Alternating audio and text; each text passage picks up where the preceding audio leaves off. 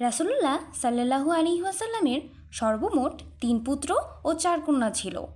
ইব্রাহিম ছাড়া বাকি ৬ সন্তানের সবাই ছিলেন খাদিজা রাদিয়াল্লাহু তাআলা আনহা-এর গর্ভজাত।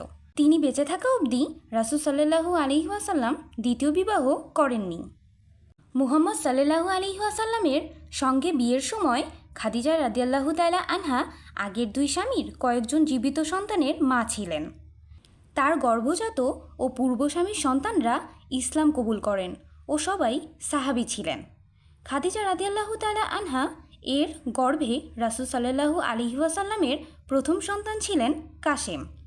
নবুয়তের পূর্বে তার জন্ম হয়েছে, তার কারণে নবীজির উপনাম হয়েছে আবুল কাসিম। তিনি কতদিন বেঁচে ছিলেন তা নিয়ে মতপার্থক্য আছে। অনেকে বলে ১৭ মাস। নবীজি সাল্লাল্লাহু আলাইহি ওয়াসাল্লামের সন্তানদের মধ্যে তিনিই প্রথম যে মারা যান।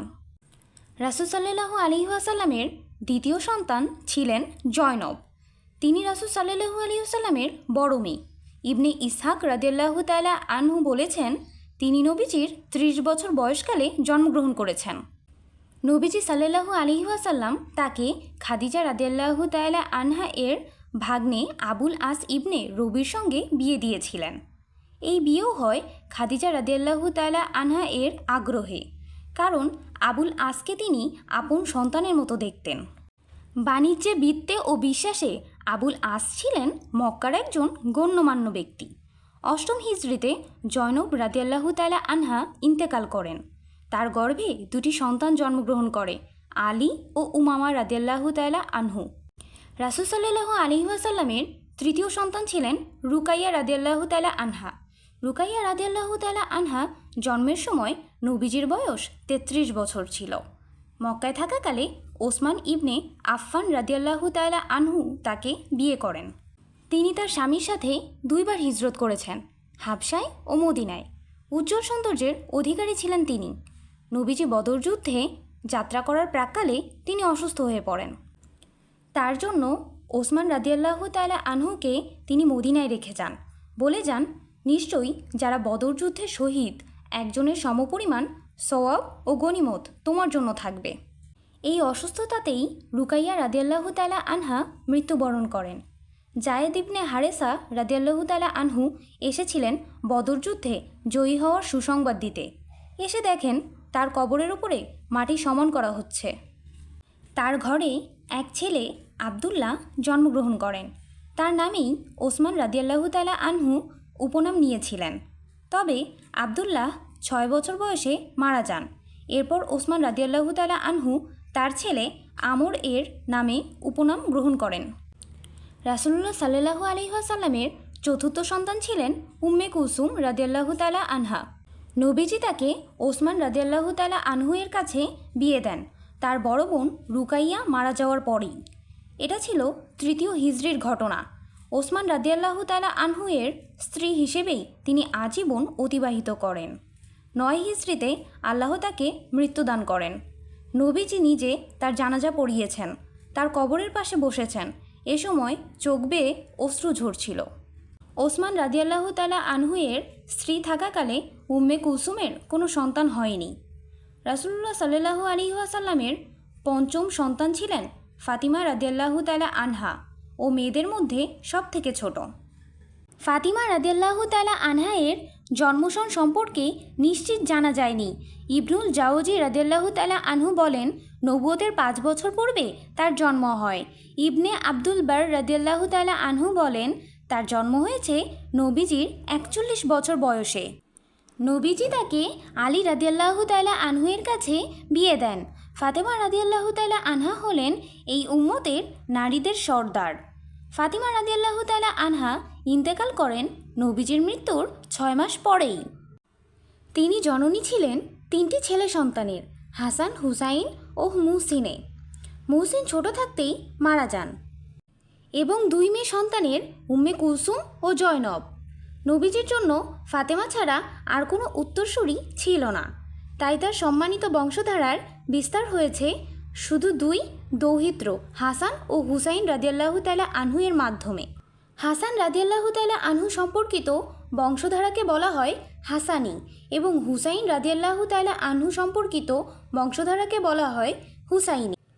ফাতেমা রাদিয়াল্লাহু তাআলা আনহা এর মেয়ে উম্মে কুলসুমকে বিয়ে করেছিলেন ওমর রাদিয়াল্লাহু তাআলা আনহু। তার ঘরে জায়েদ ও রুকাইয়া নামে দুটি সন্তান হয়। ফাতেমা রাদিয়াল্লাহু তাআলা আনহা এর অন্য মেয়ে জয়নব বিনতে ফাতেমাকে বিয়ে করেন আবদুল্লাহ ইবনে জাফর।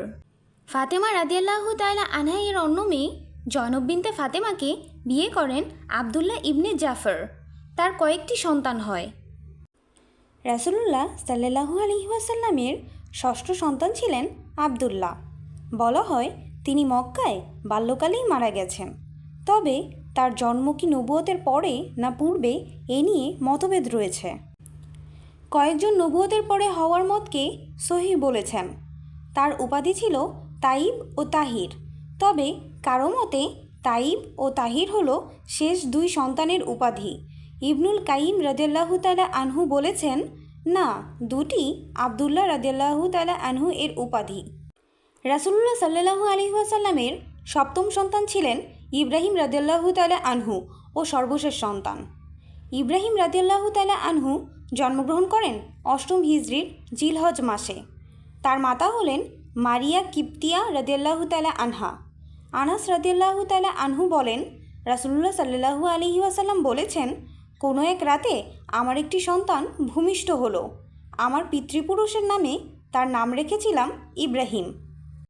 তারপর নবীজি তাকে উম্মে সাইফের কাছে অর্পণ করলেন, যিনি ছিলেন আবু সাইফ নামক এক কামারের স্ত্রী। নবীজি প্রায়ই মদিনার উঁচু ভূমিতে যেতেন, যেখানে ইব্রাহিমের দুধমায়ের বাড়ি। সেখানে গিয়ে ইব্রাহিমকে দেখতেন, তাকে চুমু দিতেন, তারপর ফিরে আসতেন। আনাস ইবনে মালিক রাদিয়াল্লাহু তাআলা আনহু বলেন, নবীজির মতো সন্তানদের প্রতি এতটা মমতাবান আমি আর কাউকে দেখিনি। তিনি বলেন, মদিনার উঁচু এলাকার এক ঘরে ইব্রাহিম দুধ পান করত। নবীজি সেখানে যেতেন, আমরাও তার সাথে থাকতাম। তিনি ঘরে প্রবেশ করতেন এবং সেই ঘর তখন ধোঁয়ায় ছেয়ে থাকত, কারণ তার দুধ পিতা ছিলেন লোহার কর্মকার। তিনি ইব্রাহিমকে কোলে নিতেন, চুমু দিতেন, তারপর ফিরে আসতেন। ইব্রাহিমের জীবনসীমা দীর্ঘ হয়নি, মারা গেছেন দুধ পানের বয়সেই। নবীজি সাল্লাল্লাহু আলাইহি ওয়াসাল্লাম বলেছেন, ইব্রাহিম আমার সন্তান, সে স্তন্যপানের সময়েই মারা গেছে। তার দুইজন দুধমা আছেন, যারা জান্নাতে তার দুধপানের মেয়াদ পূর্ণ করবে। ইব্রাহিম রাদিয়াল্লাহু তাআলা আনহু এর শেষ মুহূর্তগুলোর প্রকৃতি সহিহ বুখারীতে স্পষ্ট বিবৃতি হয়েছে। আনাস রাদিয়াল্লাহু তাআলা আনহু বলেন, আমরা ইব্রাহিমকে দেখতে গেলাম, এর খানিক পরেই সে শেষ নিঃশ্বাস ত্যাগ করল। নবীজির দু চোখ গড়িয়ে পানি পড়তে লাগলো। তা দেখে আব্দুর রহমান ইবনে আউফ রাদিয়াল্লাহু তাআলা আনহু বললেন, আল্লাহর রাসূল, আপনি কাঁদছেন? তিনি বলেন, হে আউফের ছেলে, এটাই তো দয়া। তারপর বললেন, চোখ অশ্রু ঝরায়, হৃদয় বিষণ্ণ হয়। আমার প্রতিপালক যে কথায় সন্তুষ্ট তাই আমরা বলি। ইব্রাহিম, তোমার বিচ্ছেদে আমরা ব্যথিত। তার মৃত্যুর দিন সূর্যগ্রহণ লেগেছিল। লোকজন বলাবলি করল, ইব্রাহিমের মৃত্যুতে সূর্যগ্রহণ হয়েছে। নবীজি বললেন, চন্দ্রে বা সূর্যে কারো মৃত্যুর কারণে গ্রহণ লাগে না, কারো বেঁচে থাকার কারণেও না। তোমরা গ্রহণ দেখলে নামাজ পড়ো আর দোয়া করো। ইব্রাহিম রাদিয়াল্লাহু তাআলা আনহু এর মৃত্যুর পর নবীজির আর কোনো সন্তান হয়নি।